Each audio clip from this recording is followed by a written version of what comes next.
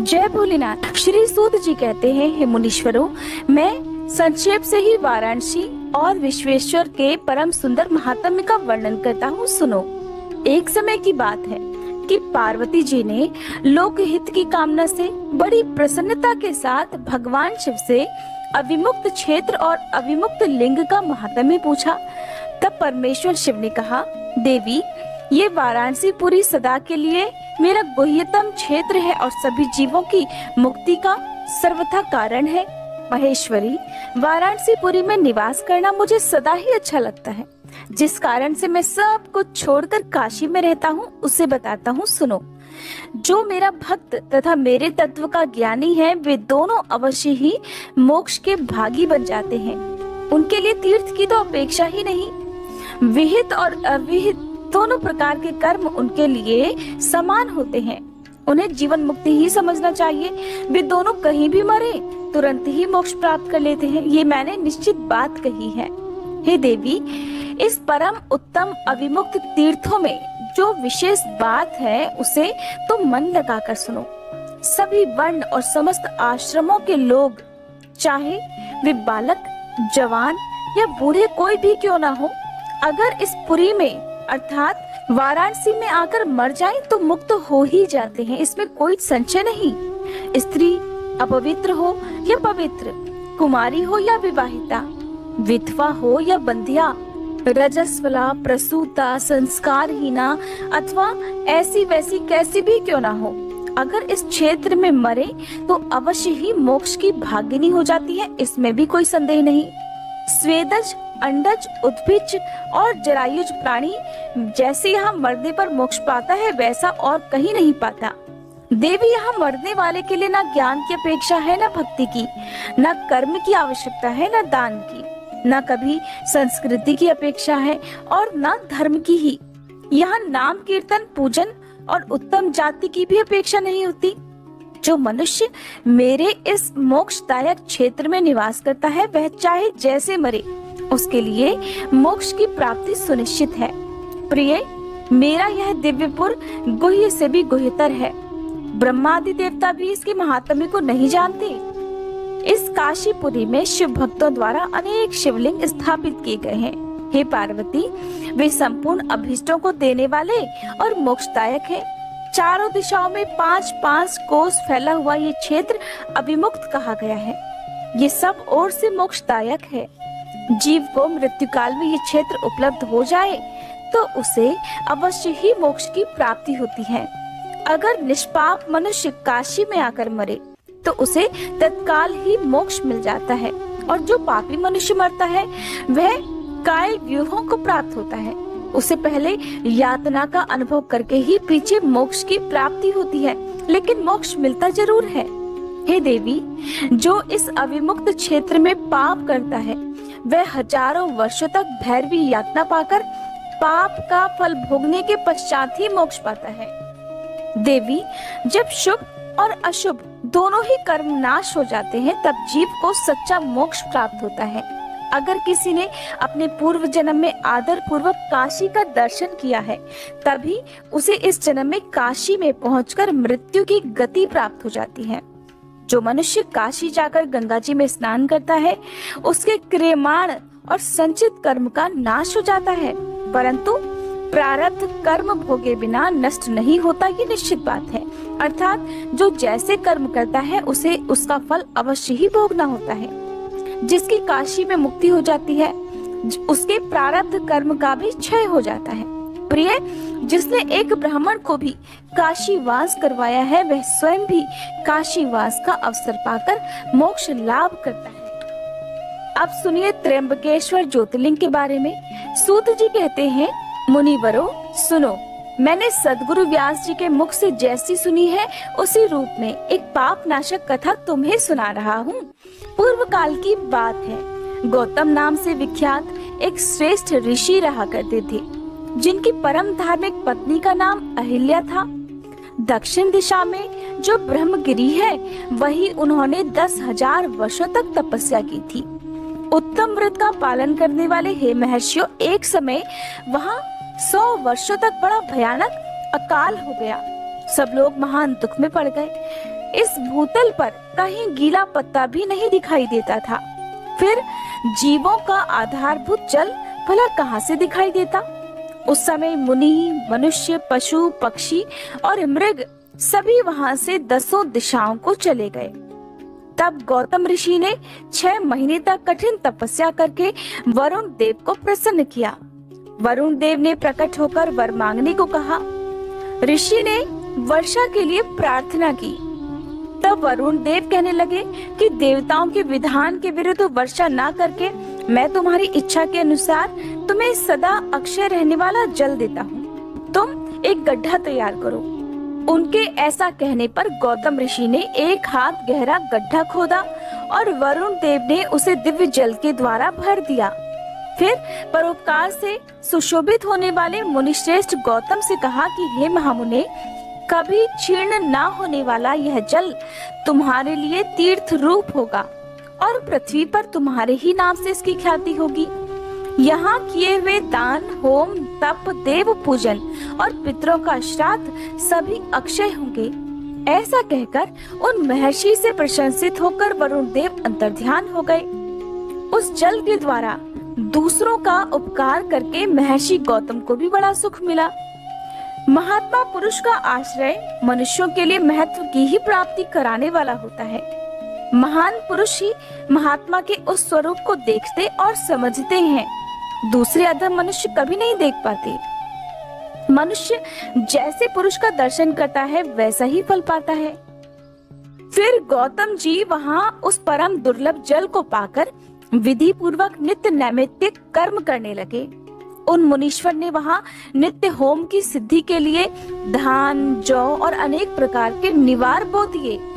इस तरह के धान, भांति भांति के वृक्ष और अनेक प्रकार के फल फूल वहां लहलहा उठे। ये समाचार सुनकर वहां दूसरे दूसरे सहस्त्रों ऋषि, मुनि, पशु, पक्षी और बहुसंख्यक जीव आकर फिर से रहने लगे। वह वन इस भूमंडल पर सबसे सुंदर हो गया। उस अक्षय जल के संयोग से अनावृष्टि वहां के लिए दुखदायिनी नहीं रह गई, अर्थात अकाल यानी कि बिना वर्षा के लिए भी वहां रहना सुखदायक हो गया।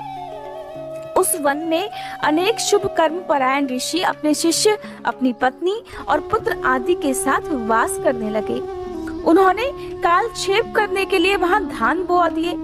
गौतम जी के प्रभाव से उस वन में सब ओर आनंद छा गया। वर्षा ना होने के कारण जिस क्षेत्र को निर्जन समझकर सभी लोगों ने उस क्षेत्र का त्याग कर दिया था, वे वापस आकर वहां खुशी से रहने लगे। एक बार वह गौतम के आश्रम में आकर बसे हुए ब्राह्मणों की पत्नियां जल को लेकर अहल्या पर नाराज हो गईं। उन्होंने अपने पतियों को उकसाया। उन लोगों ने गौतम का अनिष्ट करने के लिए गणेश जी की आराधना की। भक्त पराधीन गणेश जी ने प्रकट होकर वर मांगने के लिए कहा। तब वे बोले कि भगवान, अगर आप हमें वर देना ही चाहते हैं तो कोई ऐसा उपाय कीजिए जिससे समस्त ऋषि डांट फटकार कर गौतम को आश्रम से बाहर निकाल दे। गणेश जी ने सुना तो कहा, ऋषियों, तुम सब लोग सुनो। इस समय तुम ये उचित कार्य नहीं कर रहे हो। बिना किसी अपराध के उन पर क्रोध करने के कारण तुम्हारी हानि ही होगी। जिन्होंने पहले उपकार किया हो, अगर उन्हें दुख दिया जाए तो वह अपने लिए हितकारक कभी नहीं हो सकता। जब उपकारी को दुख दिया जाता है तब उससे इस जगत में अपना ही नाश होता है। पहले वर्षा न होने के कारण तुम्हें उपवास करना पड़ा था। उपवास के कारण तुम लोगों को बहुत दुख भोगना पड़ा था। अब महर्षि गौतम ने जब जल की व्यवस्था करके तुम्हें यहाँ सुख दिया, तब तुम उनका ही अहित करने के बारे में सोच रहे हो और इस समय तुम लोग उन्हें दुख देना चाहते हो। संसार में ऐसा कार्य करना कदापि उचित नहीं है। इस बात पर तुम सब लोग सर्वथा विचार कर लो।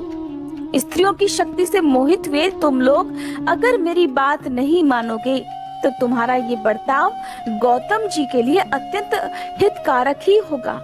आप लोग उन्हें चाहे कितना भी कष्ट देने के बारे में सोच लो, कभी भी उन्हें कष्ट प्राप्त हो ही नहीं सकता। और ये मुनि श्रेष्ठ गौतम तुम्हें निश्चित ही सुख देंगे, इसलिए उनके साथ छल करना बिल्कुल भी उचित नहीं है। इसलिए तुम लोग कोई और वर मांगो। सूत जी कहते हैं, हे ब्राह्मणों, महात्मा गणेश ने ऋषियों से जो ये बात कही थी वह यद्यपि उनके लिए तो हितकर ही थी, फिर भी उन्होंने इसे स्वीकार नहीं किया, क्योंकि वे सभी तो अपनी अपनी पत्नियों की बातों के मोहजाल में फंस चुके थे। अक्सर ऐसा ही होता है। अगर हम अपने आसपास देखें तो बहुत सारे घरों में कलह क्लेश कई बार इसी कारण से होता है। कभी कभी तो पत्नियां अपने पतियों से बड़ा खतरनाक काम भी करवा देती हैं। इसलिए हर पति को चाहिए कि वो बहुत सोच विचार कर ही कोई काम करे। तो सूत जी कहते हैं कि हे ब्राह्मणों, जो बात गणेश जी ने ऋषियों से कही थी वो तो यद्यपि उनके हित कर ही थी, फिर भी उन्होंने इसे स्वीकार नहीं किया। तब भक्तों के अधीन होने के कारण उन शिव कुमार ने कहा, अर्थात गणेश जी ने कहा कि तुम लोगों ने जिस वस्तु के लिए प्रार्थना की है उसे मैं अवश्य करूंगा, पीछे जो भी होनी होगी वो तो होकर ही रहेगी। ऐसा कहकर वे अंतर्ध्यान हो गए। मुनिवरों, उसके बाद उन दुष्ट ऋषियों के प्रभाव से और उन्हें प्राप्त हुए वरदान के कारण जो घटना घटित हुई, अब उसे भी सुनो। वहाँ गौतम के खेत में जो धान और जौ थे, उनके पास गणेश जी एक दुर्बल गाय बनकर चले गए। दिए हुए वरदान के कारण वह गऊ कांपती हुई वहाँ जाकर धान और जौ चरने लगी। इसी समय दैववश गौतम जी वहाँ आ गए। वे तो दयालु ठहरे, इसलिए मुट्ठी भर तिनके ले जाकर उन्हीं से उस गऊ को हाँकने लगे। उन कोमल तिनकों का स्पर्श होते ही वह गऊ तो पृथ्वी पर गिर पड़ी और ऋषि के देखते ही देखते उसी क्षण मर गई। वे बाकी छल कपटी ब्राह्मण और उनकी दुष्ट पत्नियां वहाँ छुपे हुए ये सब कुछ देख रहे थे। उस गऊ के गिरते ही वे सब के सब चिल्ला उठे, गौतम ने ये क्या कर डाला। गौतम जी भी आश्चर्यचकित होकर अहल्या को बुलाकर बड़े दुखी मन से बोले, देवी ये क्या हो गया, कैसे हो गया। जान पड़ता है परमेश्वर मुझसे नाराज हो गए हैं। अब मैं क्या करूं, कहाँ जाऊं, मुझे तो गौ हत्या लग गई। उसी समय ब्राह्मण और उनकी पत्नियां गौतम को डांटने और दुर्वचनों द्वारा अहल्या को पीड़ित करने लगी। उनके दुर्बुद्धि शिष्य और पुत्र भी गौतम जी को बार बार फटकारने और धिक्कारने लगे, क्योंकि यही तो वो चाहते थे। तब ब्राह्मण बोले, अब तुम्हें अपना मुंह नहीं दिखाना चाहिए, यहाँ से तुम चले जाओ। गौ हत्यारे का मुंह देखने पर तत्काल वस्त्र सहित स्नान करना चाहिए। जब तक तुम इस आश्रम में रहोगे तब तक अग्निदेव और पितर हमारे दिए हुए किसी भी हव्य कव्य को ग्रहण नहीं करेंगे।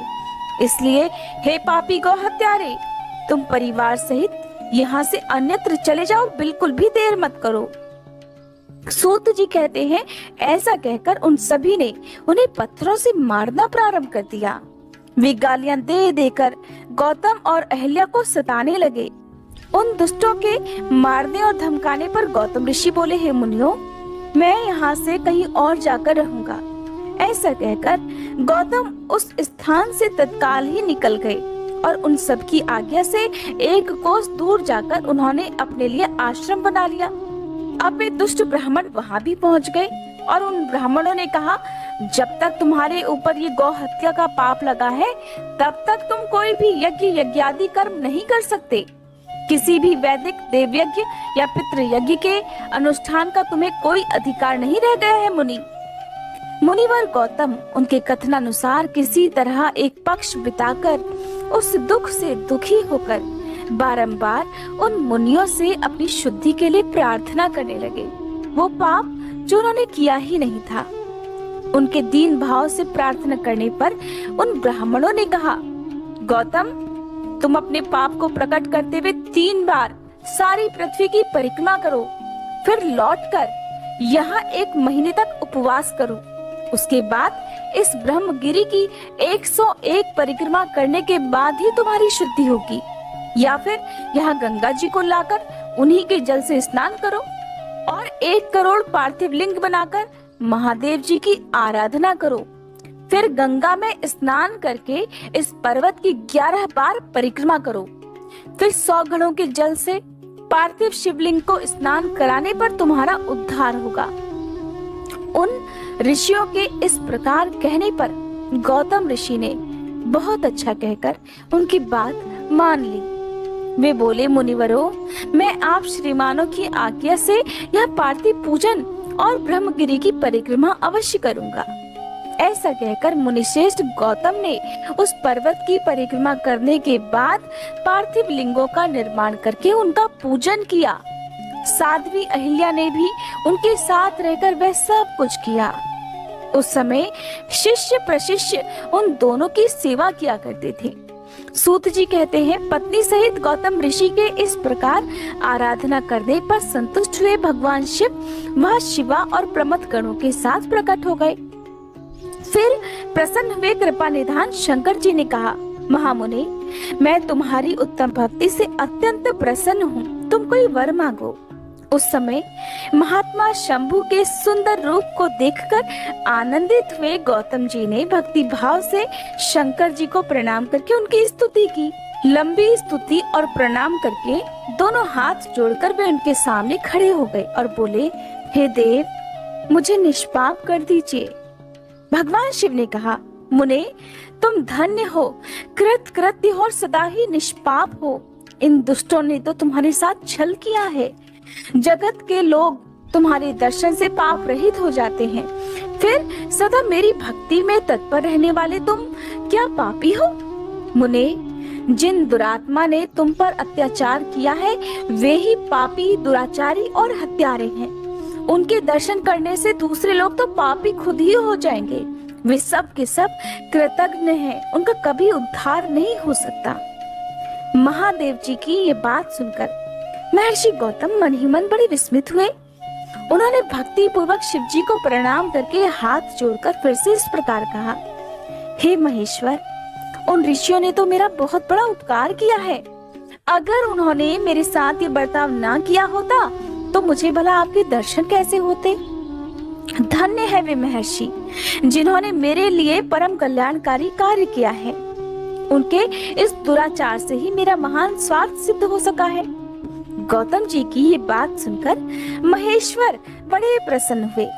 उन्होंने गौतम को कृपा दृष्टि से देखकर उन्हें शीघ्र ही इस प्रकार उत्तर दिया, हे विप्रवर, तुम तो धन्य हो, सभी ऋषियों में श्रेष्ठ हो। मैं तुम पर बहुत प्रसन्न हुआ हूँ। ऐसा जानकर आज तुम मुझसे कोई उत्तम वर मांग लो।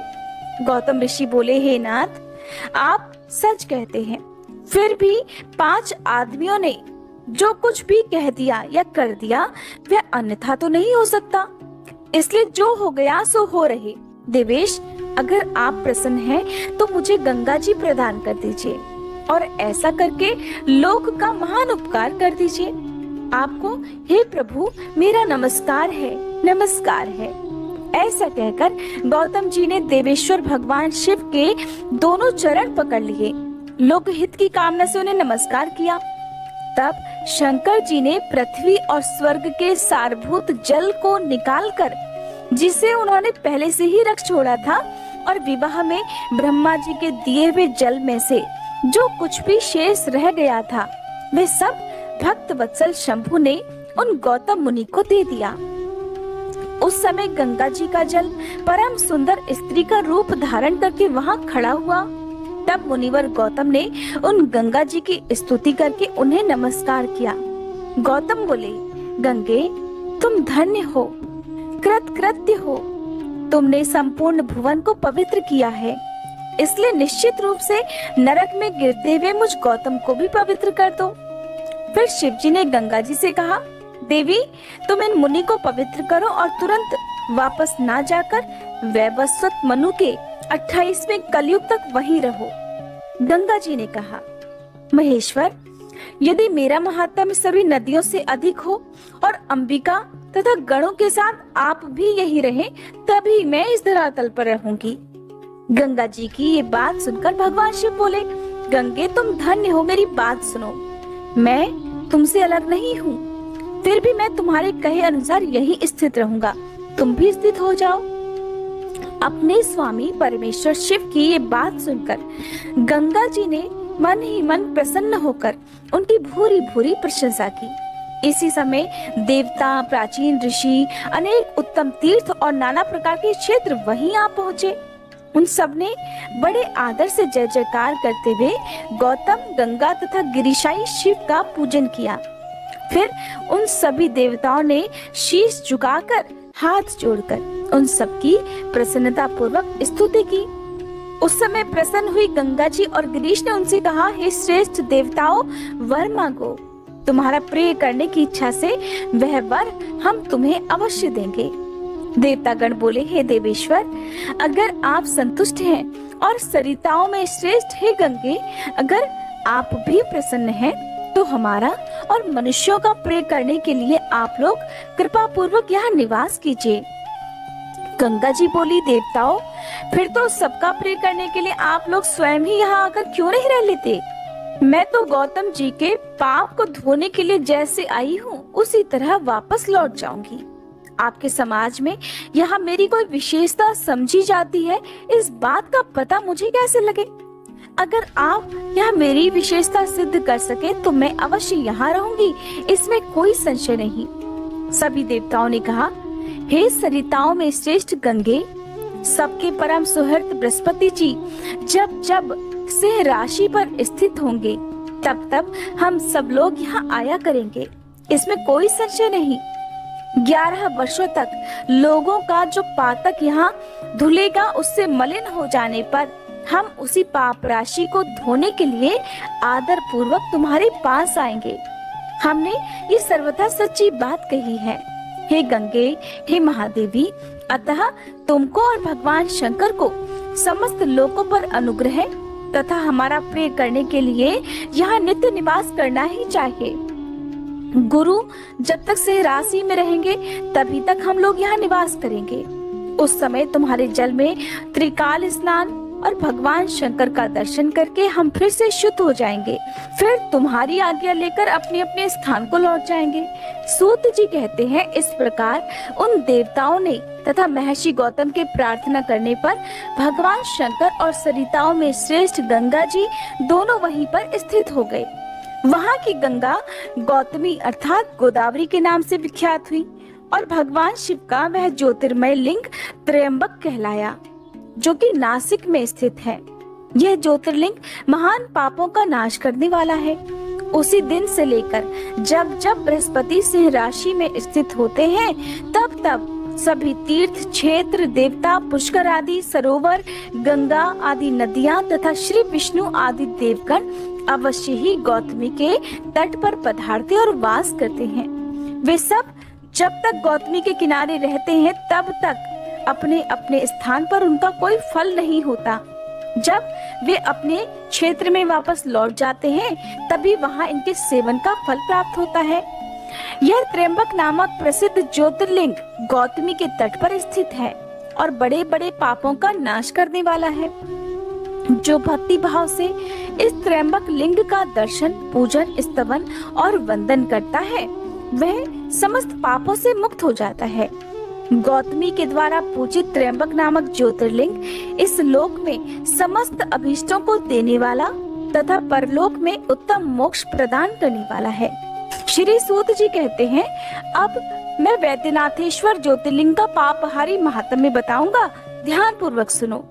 राक्षस राज रावण, जो बड़ा अभिमानी और अपने अहंकार को प्रकट करने वाला था, उत्तम पर्वत कैलाश पर भक्ति भाव से भगवान शिव की आराधना कर रहा था। कुछ समय तक आराधना करने पर जब महादेव प्रसन्न नहीं हुए तब वह शिव जी की प्रसन्नता के लिए एक दूसरा कठिन तप करने लगा। तब हिमालय ने सिद्धि के स्थानभूत हिमालय पर्वत से दक्षिण वृक्षों से भरे हुए वन में पृथ्वी पर एक बहुत बड़ा गड्ढा खोदकर उसमें अग्नि की स्थापना की और उसके पास ही भगवान शिव को स्थापित करके हवन आरंभ कर दिया। ग्रीष्म ऋतु में वह 5 अग्नियों के बीच में बैठता, वर्षा ऋतु में खुले मैदान में चबूतरे पर सोता और शीतकाल में जल के भीतर खड़ा रहता। इस तरह 3 प्रकार से उसकी तपस्या चलती थी। इस रीति से रावण ने बड़ी कठिन तप किया, तो भी दुरात्माओं के लिए जिनको रिझाना कठिन है वे परमात्मा महेश्वर उस पर प्रसन्न नहीं हुए। तब महामनस्वी दैत्यराज रावण ने अपना मस्तक काटकर शंकर जी का पूजन आरंभ कर दिया। विधि पूर्वक शिव जी की पूजा करके वह अपना एक एक सिर काटता और भगवान को समर्पित कर देता। इस तरह उसने अपने क्रमशः 9 सिर काट डाले। जब एक ही सिर बाकी रह गया तब भक्त वत्सल भगवान शंकर संतुष्ट और प्रसन्न होकर वहां उसके सामने प्रकट हो गए। भगवान शिव ने उसके सभी मस्तकों को पूर्ववत निरोग करके उसे उसकी इच्छा के अनुसार अनुपम उत्तम बल प्रदान कर दिया। भगवान शिव का कृपा प्रसाद पाकर राक्षस रावण ने नतमस्तक होकर हाथ जोड़कर उनसे कहा कि हे देवेश्वर, प्रसन्न हो जाइए, मैं आपको लंका में लिए चलता हूँ। आप मेरे इस मनोरथ को सफल कर दीजिए, इसीलिए तो मैं आपकी शरण में आया हूँ। रावण के ऐसा कहने पर भगवान शंकर बड़े संकट में पड़ गए और बड़े अनमने होकर बोले, राक्षस राज, मेरी सारगर्भित बात सुनो। तुम मेरे उस उत्तम लिंग को भक्ति भाव से अपने घर में ले जाओ, परंतु जब तुम इसे कहीं भी भूमि पर रख दोगे तब ये वहीं स्थिर हो जाएगा और इसमें कोई संदेह नहीं है। अब तुम्हारी जैसी इच्छा हो वैसा करो। सूत जी कहते हैं कि हे ब्राह्मणों, भगवान शंकर के ऐसा कहने पर राक्षस राज रावण बहुत अच्छा कहकर शिवलिंग को साथ लेकर अपने घर की ओर चल दिया। परंतु मार्ग में भगवान शिव की माया से उसे लघु शंका की इच्छा हुई। पुलत्स्य नंदन रावण सामर्थशाली होने पर भी मूत्र वेग को रोक नहीं सका। इसी समय वहां आसपास एक ग्वाले को देखकर उसने प्रार्थना पूर्वक वह शिवलिंग उसके हाथ में थमा दिया और स्वयं लघु शंका के लिए चला गया। एक मुहूर्त बीतते बीतते वह ग्वाला उस शिवलिंग के भार से बड़ा पीड़ित होकर व्याकुल हो गया। तब उसने उसे पृथ्वी पर रख दिया। फिर तो वह हीरकमय शिवलिंग वहीं स्थित हो गया। वह दर्शन करने मात्र से संपूर्ण अभीष्टों को देने वाला और पाप राशि को हरने वाला है। मुने, वही शिवलिंग तीनों लोकों में वैद्यनाथेश्वर के नाम से प्रसिद्ध हो गया, जो सत्पुरुषों को भोग और मोक्ष देने वाला है। वह दिव्य और उत्तम श्रेष्ठ ज्योतिर्लिंग दर्शन और पूजन से भी समस्त पापों को हर लेता है और मोक्ष की प्राप्ति कराता है। वह शिवलिंग जब संपूर्ण लोकों के हित के लिए वहीं स्थित हो गया, तब रावण भगवान शिव का परम उत्तम वर पाकर बहुत कोशिश करने के बाद भी उस शिवलिंग को हिला नहीं सका। थक हार कर अपने घर चला गया। फिर वहां जाकर उस महान असुर ने बड़े हर्ष के साथ अपनी प्रिया मंदोदरी को सारी बात कह सुनाई। इंद्र आदि सभी देवताओं और निर्मल मुनियों ने जब यह समाचार सुना, तब वे परस्पर सलाह करके वहां आए। उन सब का मन भगवान शिव में लगा हुआ था। उन सभी देवताओं ने उस समय वहां बड़ी प्रसन्नता के साथ शिव जी का विशेष पूजन किया। वहां भगवान शंकर का प्रत्यक्ष दर्शन करके देवताओं ने उस शिवलिंग की विधिवत स्थापना की और उसका नाम वैद्यनाथ रखकर उसकी वंदना और स्तवन करके वे स्वर्गलोक को चले गए। ऋषियों ने पूछा, हे सूत जी, जब वह शिवलिंग वहीं स्थित हो गया और रावण अपने घर को चला गया, तब वहां पर कौन कौन सी घटनाएं घटित हुई वो भी आप बताइए। तब श्री सूत जी कहने लगे कि हे ब्राह्मणों, भगवान शिव का परम उत्तम वर पाकर महान असुर रावण अपने घर को चला गया। वहां उसने अपनी प्रिया से सारी बात कही और अत्यंत आनंद का अनुभव करने लगा। इधर इस समाचार को सुनकर सभी देवता घबरा गए कि पता नहीं यह देवद्रोही महादुष्ट रावण भगवान शिव के वरदान से बल पाकर अब क्या करेगा। उन्होंने नारद जी को उसके पास भेजा। नारद जी ने जाकर रावण से कहा कि नारायण नारायण, हे रावण, तुम कैलाश पर्वत को उठाओ, तब पता लगेगा कि शिव जी का दिया हुआ वरदान कहाँ तक सफल हुआ है। क्या सचमुच तुम बलशाली हुए हो? रावण को नारद जी की बात सही लगी। तब उसने जाकर कैलाश पर्वत को उखाड़ लिया। इससे सारा कैलाश हिल उठा। तब गिरिजा के कहने से महादेव जी ने रावण को घमंडी समझकर इस प्रकार श्राप दे डाला, रे दुष्ट भक्त दुर्बुद्धि रावण, तू अपने बल पर इतना घमंड मत कर। तेरी इन भुजाओं का घमंड चूर करने वाला वीर पुरुष शीघ्र इस जगत में अवतार लेगा। श्री सूत जी कहते हैं, इस प्रकार वहां जो घटना हुई उसे नारद जी ने सुना। रावण भी बड़े प्रसन्न मन से जैसे आया था, ठीक उसी तरह अपने घर को चला गया। इस प्रकार मैंने वैद्यनाथेश्वर का महात्म्य बताया है, जिसे सुनने वाले हर मनुष्यों का पाप भस्म हो जाता है। श्री सूत जी कहते हैं, हे ब्राह्मणों, अब मैं परमात्मा शिव के नागेश नामक परम उत्तम ज्योतिर्लिंग के प्राकट्य का प्रसंग सुनाऊंगा। दारुका नाम से प्रसिद्ध कोई राक्षसी थी जो पार्वती जी के वरदान से सदा घमंड में भरी रहती थी। अत्यंत बलवान राक्षस दारुक उसका पति था। उसने बहुत से राक्षसों को साथ लेकर वहां सत्पुरुषों का संहार मचा रखा था। वह लोगों के यज्ञ और धर्म का नाश करता फिरता था। पश्चिम समुद्र के तट पर उसका एक वन था जो संपूर्ण समृद्धियों से भरा रहता था। उस वन का विस्तार सब ओर से 16 योजन था। दारुका अपने विलास के लिए जहाँ जाती थी वहीं भूमि, वृक्ष और अन्य सभी उपकरणों से युक्त वह वन भी उसके साथ साथ चला जाता था। देवी पार्वती ने उस वन की देखरेख का भार दारुका को सौंप दिया था। दारुका अपने पति के साथ इच्छानुसार उसमें विचरण किया करती। राक्षस दारुक अपनी पत्नी दारुका के साथ वहां रहकर सभी को प्रताड़ित करता और सभी को भय देता था। उससे पीड़ित हुई प्रजा ने महर्षि औरव की शरण में जाकर उन्हें अपना दुख सुनाया। औरव ने शरणागतों की रक्षा करने के लिए राक्षसों को ये श्राप दे दिया कि ये राक्षस अगर पृथ्वी पर प्राणियों की हिंसा या यज्ञों का विध्वंस करेंगे तो उसी समय अपने प्राणों से हाथ धो बैठेंगे। देवताओं ने जब ये बात सुनी तब उन्होंने दुराचारी राक्षसों पर चढ़ाई कर दी। राक्षस घबराए। अगर वे लड़ाई में देवताओं को मारते तो मुनि के श्राप से वे स्वयं मर जाते हैं और अगर नहीं मारते तो पराजित होकर भूखों मर जाएंगे। इस अवस्था में राक्षसी दारुका ने कहा, भवानी के वरदान से मैं इस सारे वन को जहाँ चाहूँ ले जा सकती हूँ। ऐसा कहकर वह समस्त वन को ज्यों का त्यों ले जाकर समुद्र में जा बसी। राक्षस लोग पृथ्वी पर न रहकर जल में निर्भय रहने लगे और वहाँ प्राणियों को पीड़ा देने लगे। एक बार बहुत सी नावें उधर आ निकली जो मनुष्यों से भरी हुई थी। राक्षसों ने उनमें बैठे हुए सभी लोगों को पकड़ लिया और बेड़ियों से बांधकर कारागार में डाल दिया। वे उन्हें बारंबार धमकियां देने लगे। उनमें सुप्रिय नाम से प्रसिद्ध एक वैश्य था जो उस दल का सरदार था। वह बड़ा सदाचारी, भस्म रुद्राक्षधारी और भगवान शिव का परम भक्त था। सुप्रिय शिव की पूजा किए बिना भोजन नहीं करता। वह स्वयं तो शंकर जी का पूजन करता ही था, बहुत से अपने साथियों को भी उसने शिव जी की पूजा सिखा दी थी। वे सभी लोग नमः शिवाय मंत्र का जप और शंकर जी का ध्यान करने लगे। सुप्रिय को इस दृढ़ भक्ति के बाद भगवान शिव के दर्शन भी होते थे। दारुक राक्षस को जब इस बात का पता चला तब उसने आकर सुप्रिय को धमकाया। उसके साथी राक्षस सुप्रिय को मारने दौड़े। उन राक्षसों को आया देख सुप्रिय के नेत्र भय से कातर हो गए। वह बड़े प्रेम से शिव जी का चिंतन और उनके नामों का जप करने लगा। वैश्यपति ने कहा, हे देवेश्वर शंकर, मेरी रक्षा कीजिए। हे कल्याणकारी त्रिलोकीनाथ, हे दुष्टहंता भक्त वत्सल शिव, हमें इस दुष्ट से बचाइए। देव, अब आप ही मेरे सर्वस्व हैं।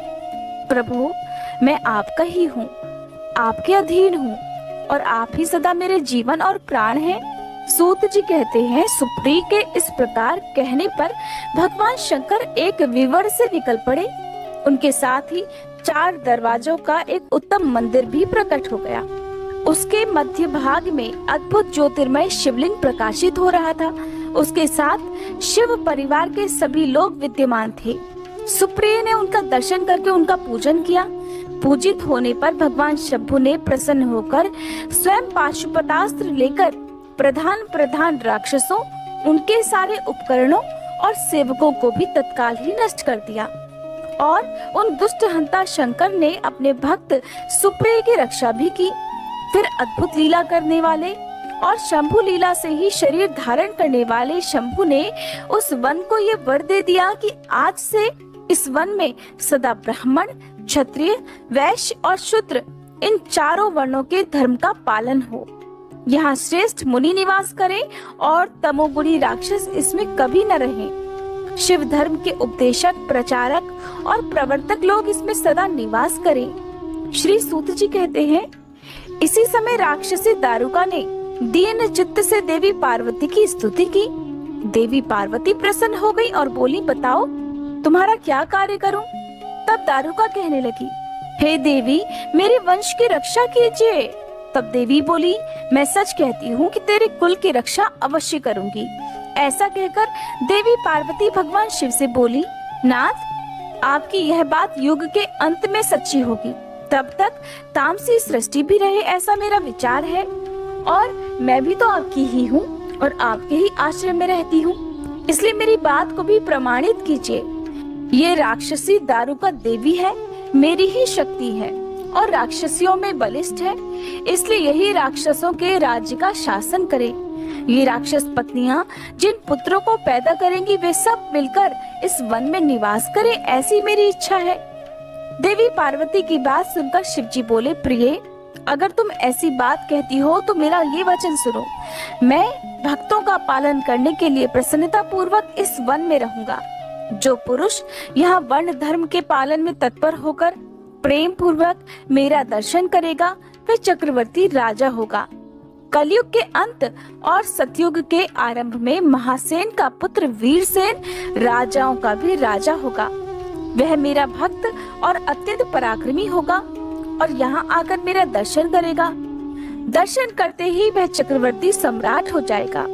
सूत जी कहते हैं, हे ब्राह्मणों, इस प्रकार बड़ी बड़ी लीलाएं करने वाले वे दंपति परस्पर हास्य युक्त वार्तालाप करके स्वयं वहाँ स्थिर हो गए।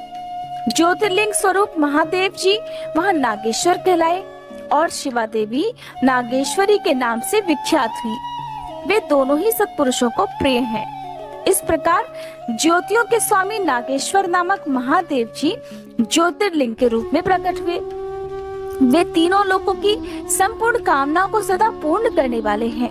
जो प्रतिदिन आदर पूर्वक नागेश्वर के प्रादुर्भाव का यह प्रसंग सुनता है वह बुद्धिमान मानव महापातकों का नाश करने वाले संपूर्ण मनोरथों को प्राप्त कर लेता है।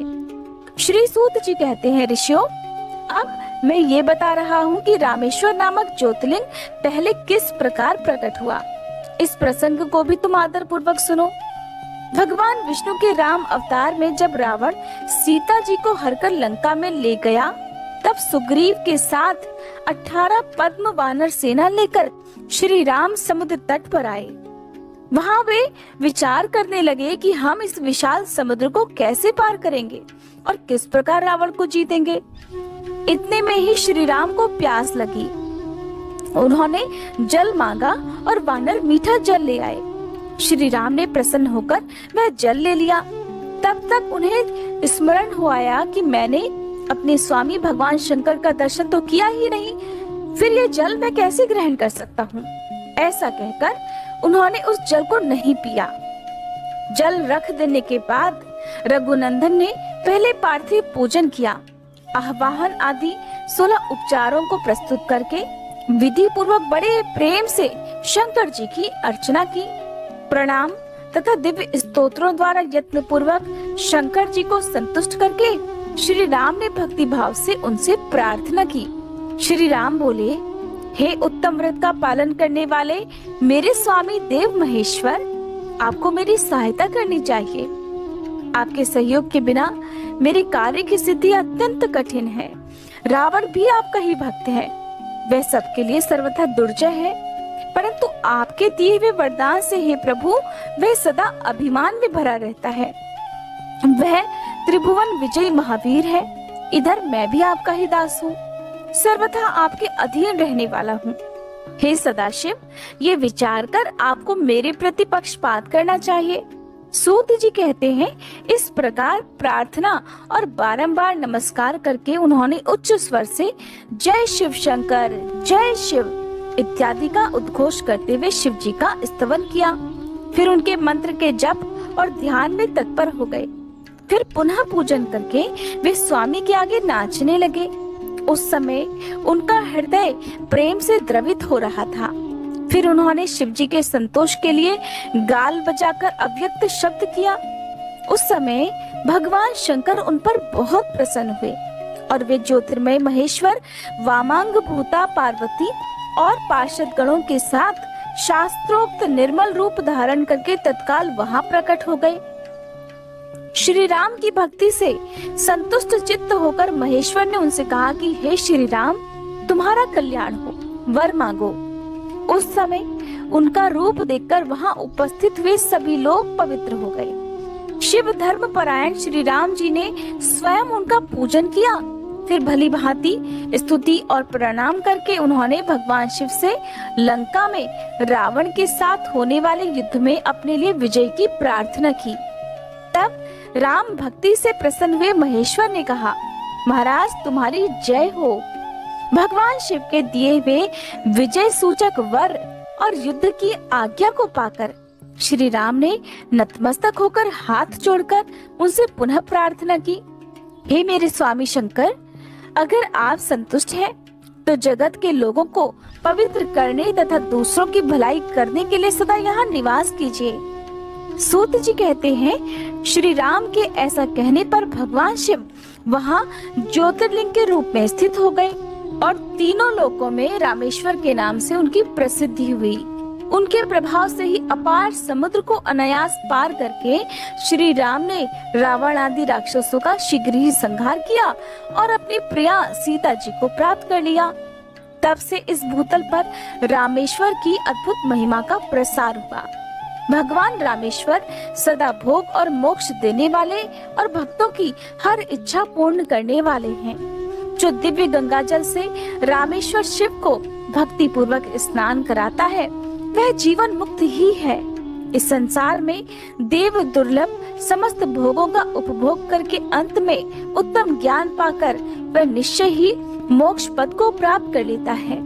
इस प्रकार हे ब्राह्मणों, मैंने तुम लोगों से भगवान शिव के रामेश्वर नामक दिव्य ज्योतिर्लिंग का वर्णन किया, जो अपनी महिमा सुनने वालों के समस्त पापों का अपहरण करने वाला है।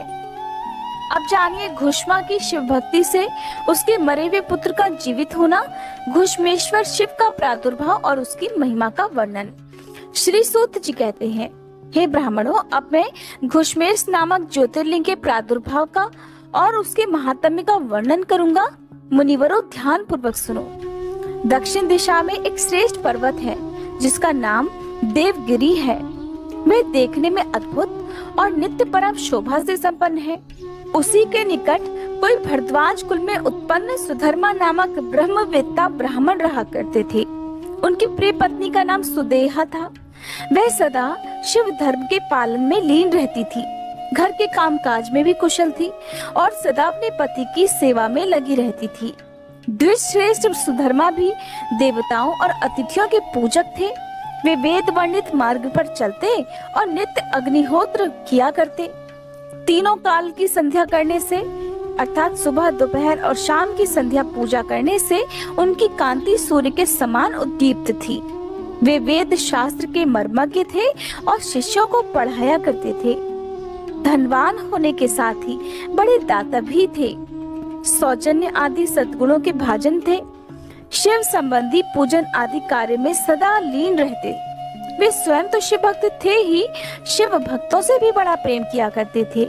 शिव भक्तों को भी वे बहुत प्रिय थे। ये सब होने पर भी उनका पुत्र नहीं था। इससे ब्राह्मण को तो दुख नहीं होता था, परंतु उनकी पत्नी बहुत दुखी रहती थी। पड़ोसी और दूसरे लोग भी उसे ताना मारा करते। वह पति से बार बार पुत्र के लिए प्रार्थना करती और पति उन्हें ज्ञानोपदेश देकर समझाते थे, परंतु उनका मन नहीं मानता था। आखिरकार ब्राह्मण ने कुछ उपाय भी किया, परंतु वह सफल नहीं हुआ। तब ब्राह्मणी ने अत्यंत दुखी होकर बहुत हठ करके अपनी बहन घुष्मा से पति का दूसरा विवाह करा दिया। विवाह से पहले सुधर्मा ने उसे बहुत समझाया कि इस समय तो तुम बहन से प्यार कर रही हो, परंतु जब इसके पुत्र हो जाएगा तब तुम इसी से ईर्ष्या करने लगोगी। तब उसने वचन दिया कि मैं अपनी बहन से कभी भी ईर्ष्या नहीं करूंगी। विवाह हो जाने पर घुष्मा दासी की तरह बड़ी बहन की सेवा करने लगी। सुदेहा भी उसे बहुत प्यार करती थी। घुष्मा अपनी शिवभक्ता बहन की आज्ञा से नित्य 101 पार्थिव शिवलिंग बनाकर विधि पूर्वक पूजा करने लगी। पूजा करके वह निकटवर्ती तालाब में उनका विसर्जन कर देती। शंकर जी की कृपा से उसके एक सुंदर, सौभाग्यवान और सद्गुण संपन्न पुत्र हुआ। घुष्मा का कुछ मान बढ़ा। इससे सुदेहा के मन में अब ईर्ष्या पैदा होने लगी। समय पर उस पुत्र का विवाह हुआ। पुत्र वधू घर में आ गई। अब तो वह और भी चलने लगी। उसकी बुद्धि भ्रष्ट हो गई और एक दिन उसने रात में सोते हुए पुत्र को छुरे से उसके शरीर के टुकड़े टुकड़े करके मार डाला और कटे हुए अंगों को उसी तालाब में ले जाकर डाल दिया जहां घुष्मा प्रतिदिन पार्थिव लिंगों का विसर्जन करती थी। पुत्र के अंगों को उस तालाब में फेंककर वह लौट आई और घर में सुखपूर्वक सो गई। घुष्मा सवेरे उठकर प्रतिदिन का पूजन आदि कर्म करने लगी। श्रेष्ठ ब्राह्मण सुधर्मा स्वयं भी नित्य कर्म में लग गए। इसी समय उनकी ज्येष्ठ पत्नी सुदेहा भी उठी और बड़े आनंद से घर के कामकाज करने लगी। उसने ऐसा दर्शाया मानो कुछ हुआ ही ना हो, क्योंकि उसके हृदय में पहले जो ईर्ष्या की अग्नि जला करती वह अब बुझ गई थी। प्रातःकाल जब बहू ने उठकर पति की शैया को देखा तो वह खून से भीगी हुई दिखाई दी। उस पर शरीर के कुछ टुकड़े भी दिखाई दिए। इससे उसे बड़ा दुख हुआ। उसने अपनी सास घुष्मा के पास जाकर निवेदन किया कि उत्तम व्रत का पालन करने वाली हे माते, आपके पुत्र कहाँ चले गए? उनकी शैया रक्त से भीगी हुई है और उस पर शरीर के कुछ टुकड़े भी दिखाई दे रहे हैं। हाय, मैं मारी गई। किसने ये दुष्ट कर्म किया होगा? ऐसा कहकर वह बेटे की प्रिय पत्नी तरह तरह से करुण विलाप करती हुई रोने लगी। सुधर्मा की बड़ी पत्नी सुदेहा भी उस समय हाय मैं मारी गई ऐसा कहकर दुख में डूब गई। उसने ऊपर से तो दुख किया, किंतु मन ही मन वह हर्ष से भरी हुई थी। घुष्मा भी उस समय उस वधू के दुख को सुनकर अपने नित्य पार्थिव पूजन के व्रत से विचलित नहीं हुई। उसका मन बेटे को देखने के लिए तनिक भी उत्सुक नहीं हुआ। उसके पति की भी ऐसी ही अवस्था थी। जब तक नित्य नियम पूरा नहीं हुआ तब तक उन्हें दूसरी किसी बात की चिंता नहीं हुई। दोपहर को पूजन समाप्त होने पर घुष्मा ने अपने पुत्र की भयंकर शैया पर दृष्टिपात किया देखा, फिर भी उसके मन में किंचित मात्र दुख नहीं माना। वह सोचने लगी कि जिन्होंने ये बेटा दिया था वे ही इसकी रक्षा करेंगे। वे तो भक्त प्रिय कहलाते हैं, काल के भी काल हैं और सत्पुरुषों के आश्रय भी है। एकमात्र वे प्रभु सर्वेश्वर शंभु ही हमारे रक्षक हैं। वे माला गूंथने वाले पुरुष की तरह जिन्हें जोड़ते हैं उन्हें अलग भी करते हैं। अब मेरी चिंता करने से भला क्या होगा? इस तत्व का विचार करके उसने शिव जी के भरोसे सब कुछ छोड़कर धैर्य धारण कर लिया और उस समय दुख का अनुभव नहीं किया। वह पहले की तरह पार्थिव शिवलिंगों को लेकर स्वस्थ मन से शिव जी के नामों का उच्चारण करती हुई उस तालाब के किनारे गई।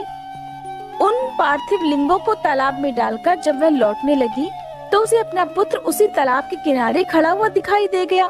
सूत जी कहते हैं, हे ब्राह्मणों, उस समय वहाँ अपने पुत्र को जीवित देखकर उसकी माता घुष्मा को न तो हर्ष हुआ और न ही दुख, बल्कि वह पहले की तरह स्वस्थ बनी रही। इसी समय उस पर संतुष्ट हुए ज्योति स्वरूप महेश्वर शिव शीघ्र ही उसके सामने प्रकट हो गए। शिव जी बोले, हे सुमुखी, मैं तुम पर अत्यंत प्रसन्न हूँ, वर मांगो। तुम्हारी दुष्टा सौत ने इस बच्चे को मार डाला था, इसलिए अब मैं उसे त्रिशूल से मारूंगा। सूत जी कहते हैं, तब घुष्मा ने शिव जी को प्रणाम करके उस समय यह वर मांगा कि हे नाथ, ये सुदेहा तो मेरी ही बड़ी बहन है, इसलिए आपको इसकी रक्षा करनी चाहिए। शिव जी बोले, उसने तो बड़ा भारी अपकार किया, तुम उस पर उपकार क्यों कर रही हो? दुष्ट कर्म करने वाली सुदेहा को तो मार ही डालना चाहिए। घुष्मा ने कहा, हे देव, आपके दर्शन मात्र से पाप कहीं नहीं ठहरता। इस समय आपका दर्शन करके उसका पाप भी भस्म हो जाए। जो अपकार करने वालों पर भी उपकार करता है, उसके दर्शन मात्र से तो पाप बहुत दूर भाग जाता है। प्रभु, ये अद्भुत भगवत वाक्य मैंने सुन रखा है, इसलिए हे सदाशिव, जिसने ऐसा कुकर्म किया है वही करे, मैं ऐसा क्यों करूं? मुझे तो बुरा करने वाले का भी भला ही करना है।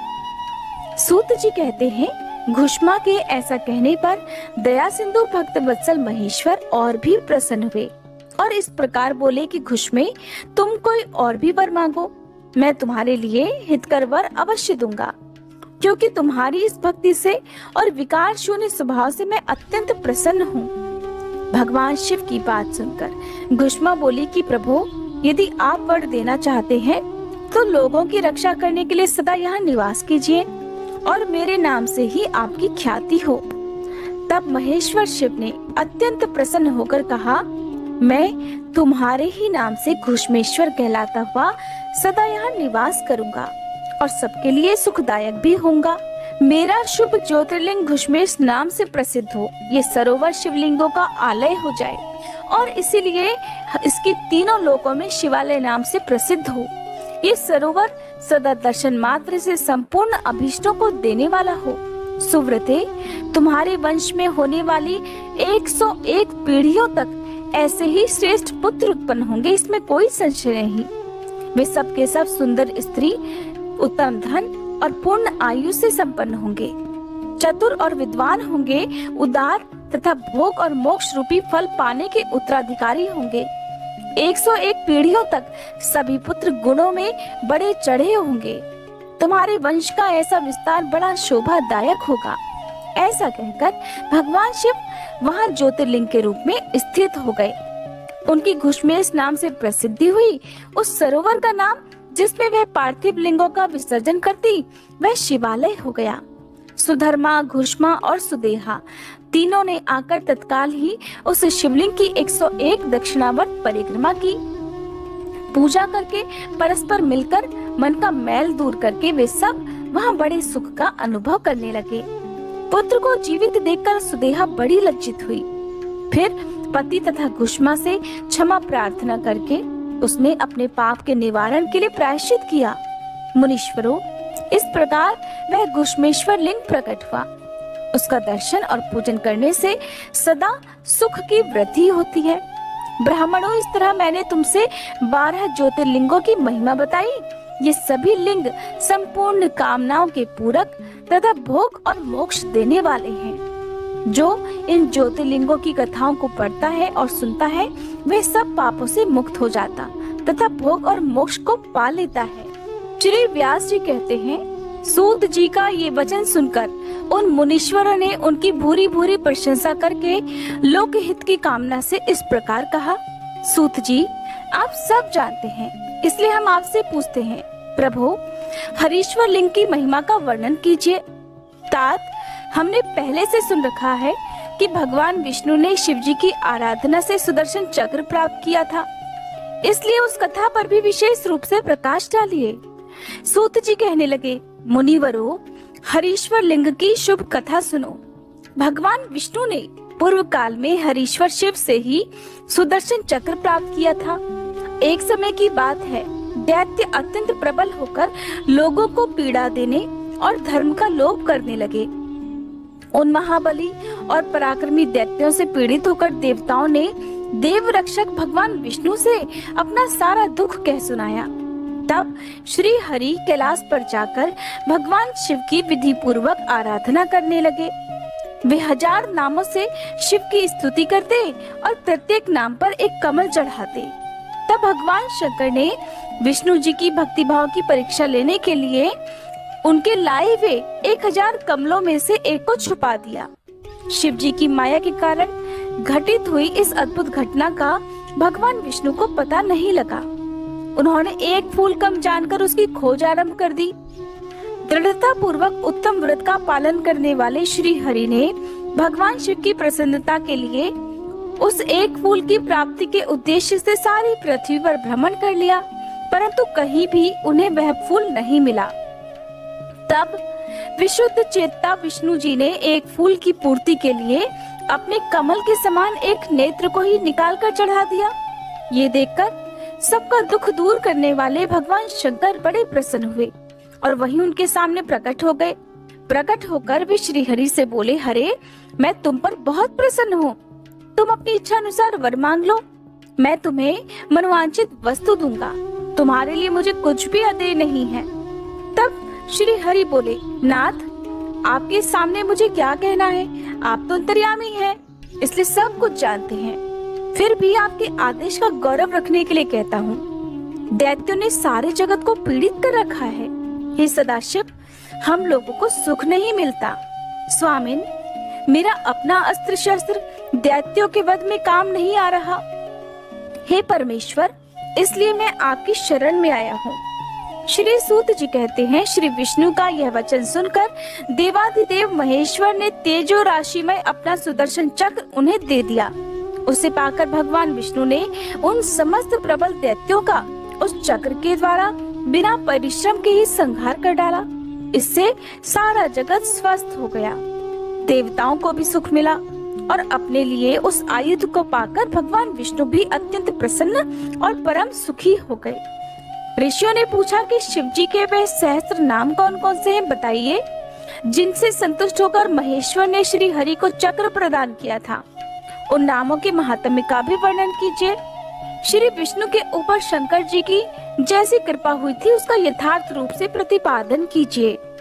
तब शुद्ध अंतःकरण वाले उन मुनियों की वैसी बात सुनकर सूत जी ने शिव जी के चरणारविंदों का ध्यान करके उनसे भगवान के सहस्त्र नामों का वर्णन प्रारंभ कर दिया। यहाँ पर आप मुझे क्षमा कीजिएगा, क्योंकि भगवान शिव के जो सहस्त्र नाम है, यानी कि 1000 नामों का जप जो भगवान विष्णु ने किया था, तो वो नाम बहुत कठिन है। हालांकि संस्कृत में है, जिनका हिंदी अनुवाद भी दिया गया है, लेकिन मुझे बहुत ही कम लोगों के बारे में पता है कि जो इन सहस्त्र नामों का वर्णन इस अध्याय में सुनना पसंद करेंगे, क्योंकि नाम इस तरह के हैं। हो सकता है कि आप ना सुने, तो मैं आपको उन सहस्त्र नामों को छोड़कर आगे की कथा सुना रही हूँ। अगर आप चाहेंगे तो मुझे कमेंट बॉक्स में जरूर बता दीजिएगा, ताकि अगली वीडियो के लास्ट में मैं आपको शिव सहस्त्र नाम स्तोत्र का हिंदी अनुवाद सुना सकूं। इस प्रकार श्री हरि प्रतिदिन सहस्त्र नामों द्वारा भगवान की स्तुति, सहस्त्र कमलों द्वारा उनका पूजन और प्रार्थना किया करते थे, अर्थात 1000 नामों द्वारा उनकी पूजा हर दिन किया करते। एक दिन भगवान शिव की लीला से एक कमल कम हो जाने पर भगवान विष्णु ने अपना कमलोलुप नेत्र ही भगवान को अर्पित कर दिया। इस तरह उनसे पूजित और प्रसन्न होकर शिव जी ने उन्हें चक्र दिया और इस प्रकार कहा कि हे हरे, सभी प्रकार के अनर्थों की शांति के लिए तुम्हें मेरे स्वरूप का ध्यान करना चाहिए। अनेकानेक दुखों का नाश करने के लिए इस सहस्त्र नाम का पाठ करते रहना चाहिए और समस्त मनोरथों की सिद्धि के लिए सदा मेरे इस चक्र को प्रयास पूर्वक धारण करना चाहिए। ये सभी चक्रों में उत्तम है। दूसरे जो भी लोग प्रतिदिन इस सहस्त्र नाम का पाठ करेंगे या कराएंगे, उन्हें स्वप्न में भी कोई दुख नहीं प्राप्त होगा। राजाओं की ओर से संकट होने पर अगर मनुष्य सांगोपांग विधि पूर्वक इस सहस्त्र नाम स्तोत्र का 100 बार पाठ करे तो निश्चय ही कल्याण का भागी होता है। ये उत्तम स्तोत्र रोग का नाशक, विद्या और धन देने वाला, संपूर्ण अभीष्ट की प्राप्ति कराने वाला, पुण्यजनक और सदा ही शुभ भक्ति देने वाला है। जिस फल के उद्देश्य से मनुष्य यहाँ इस श्रेष्ठ स्तोत्र का पाठ करेंगे, उसे निस्संदेह प्राप्त कर लेंगे।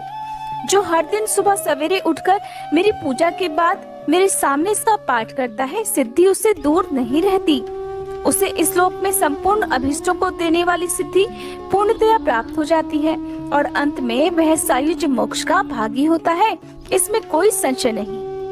इस प्रकार इस घोर कलयुग में तपस्या का एकमात्र साधन शिव सहस्त्र नाम है। यदि भगवान शिव को प्रसन्न करना चाहते हैं तो एक बार भी अगर शिव सहस्त्र नाम का सच्चे मन से पाठ कर लिया जाए या सुन लिया जाए तो सभी मनोवांछित वस्तुएं प्राप्त हो जाती हैं।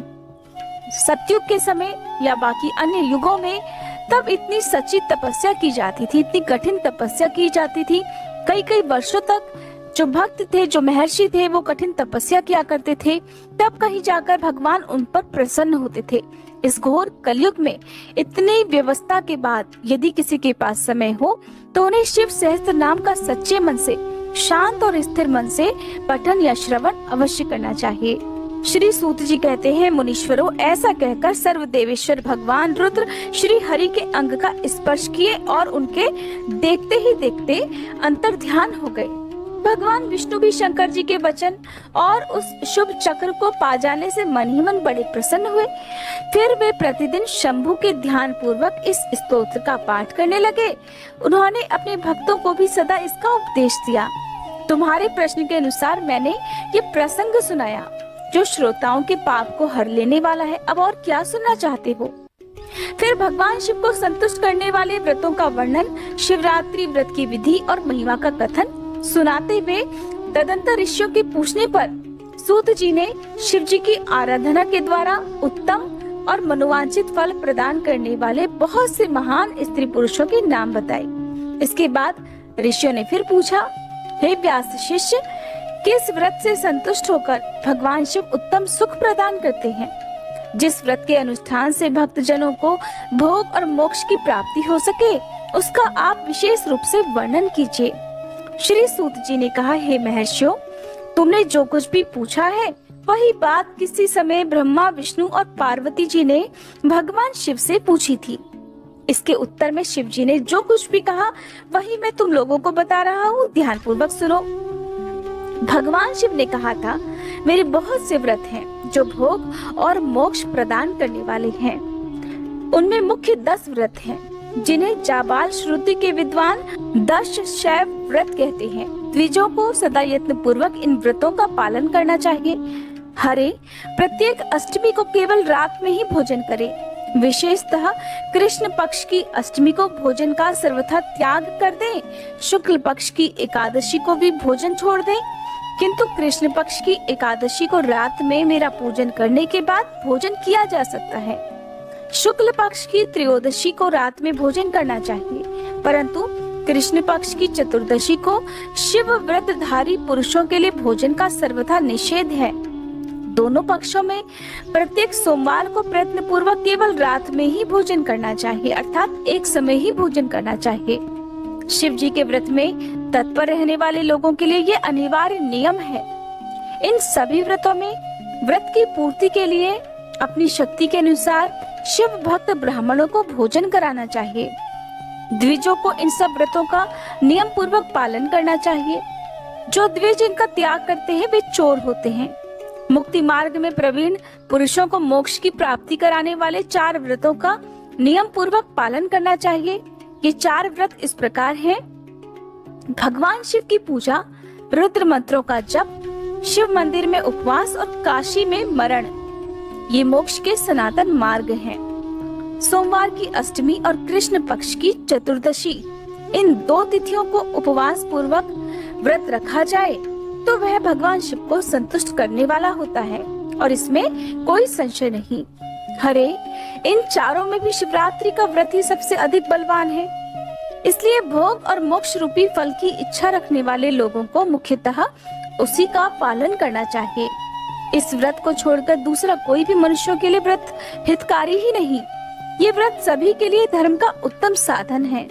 निष्काम अथवा सकाम भाव रखने वाले सभी मनुष्यों, वर्णों, आश्रमों, स्त्रियों, बालकों, दासों, दासियों तथा देवता आदि सभी देहधारियों के लिए यह श्रेष्ठ व्रत हितकारक बताया गया है। माघ मास के कृष्ण पक्ष में शिवरात्रि तिथि का विशेष महात्म्य बताया गया है।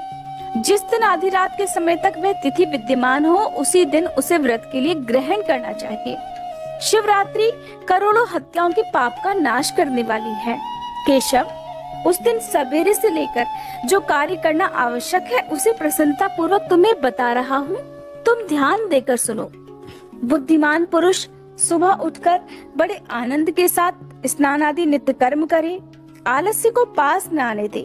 फिर शिवालय में जाकर शिवलिंग का विधिवत पूजन करके मुझ शिव को नमस्कार करके उत्तम रीति से संकल्प करे कि इस प्रकार, देव देव महादेव, हे नीलकंठ, आपको नमस्कार है। देव, मैं आपके शिवरात्रि व्रत का अनुष्ठान करना चाहता हूँ। देवेश्वर, आपके प्रभाव से ये व्रत बिना किसी विघ्न बाधा के पूर्ण हो और काम आदि शत्रु मुझे पीड़ा न दे।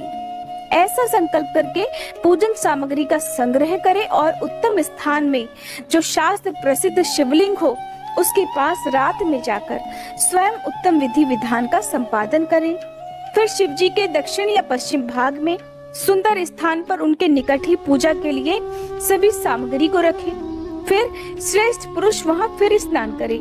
स्नान के बाद सुंदर वस्त्र और उपवस्त्र धारण करके 3 बार आचमन करने के बाद पूजन आरंभ करें। जिस मंत्र के लिए जो द्रव्य नियत हो उस मंत्र को पढ़कर उसी द्रव्य के द्वारा पूजा करनी चाहिए। बिना मंत्र के महादेव जी की पूजा नहीं करनी चाहिए। गीत वाद्य नृत्य आदि के द्वारा भक्ति भाव से संपन्न होकर रात्रि के प्रथम पहर में पूजन करके विद्वान पुरुष मंत्र का जप करे। यदि मंत्र के पुरुष उस समय श्रेष्ठ पार्थिव लिंग का निर्माण करे तो नित्य कर्म करने के बाद पार्थिव लिंग का ही पूजन करे। पहले पार्थिव लिंग बनाकर फिर उसकी विधिवत स्थापना करें।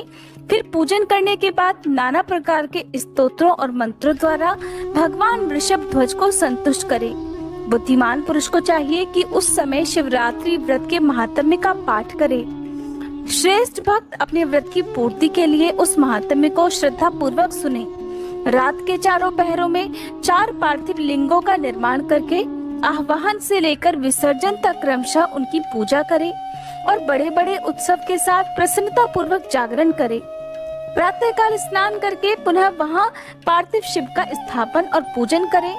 इस तरह व्रत को पूरा करके हाथ जोड़कर मस्तक झुकाकर बारंबार नमस्कार पूर्वक भगवान शंभु से इस प्रकार प्रार्थना करें कि हे महादेव, आपकी आज्ञा से मैंने जो व्रत ग्रहण किया था, हे स्वामिन, वह परम उत्तम व्रत पूर्ण हो गया, अतः अब उसका विसर्जन करता हूँ। देवेश्वर सर्व यथाशक्ति किए गए इस व्रत से आज आप मुझ पर कृपा करके संतुष्ट होइए। फिर शिव जी को पुष्पांजलि समर्पित करके विधि पूर्वक दान देना चाहिए। फिर शिव जी को नमस्कार करके व्रत संबंधी नियम का विसर्जन कर दे। अपनी शक्ति के अनुसार शिव भक्त ब्राह्मणों विशेषतः सन्यासियों को भोजन कराकर पूर्णतया संतुष्ट करके स्वयं भी भोजन करे। हरे, शिवरात्रि को प्रत्येक पहर में श्रेष्ठ शिव भक्तों को जिस प्रकार विशेष पूजा करनी चाहिए उसे भी बताता हूँ, सुनो। प्रथम पहर में पार्थिव लिंग की स्थापना करके अनेक सुंदर उपचारों द्वारा उत्तम भक्ति भाव से पूजा करें। पहले गंध पुष्प आदि 5 द्रव्यों द्वारा सदा महादेव की पूजा करनी चाहिए। उस द्रव्य से संबंध रखने वाले मंत्र का उच्चारण करके अलग अलग वह द्रव्य समर्पित करें। इस प्रकार द्रव्य समर्पण करने के बाद भगवान शिव को जलधारा अर्पित करें। विद्वान पुरुष चढ़े हुए द्रव्य को जलधारा से ही उतारे। जलधारा के साथ 108 मंत्र का नमः शिवाय मंत्र का जप करके वहां निर्गुण सगुण रूप शिव जी का पूजन करें। गुरु से प्राप्त हुए मंत्र द्वारा भगवान शिव की पूजा करें या फिर नाम मंत्र द्वारा शिव जी का पूजन करना चाहिए। विचित्र चंदन, अखंड चावल और काले तिलों से परमात्मा शिव की पूजा करनी चाहिए। कमल और कनेर के फूल चढ़ाने चाहिए। 8 नाम मंत्रों द्वारा शिव जी को पुष्प समर्पित करें।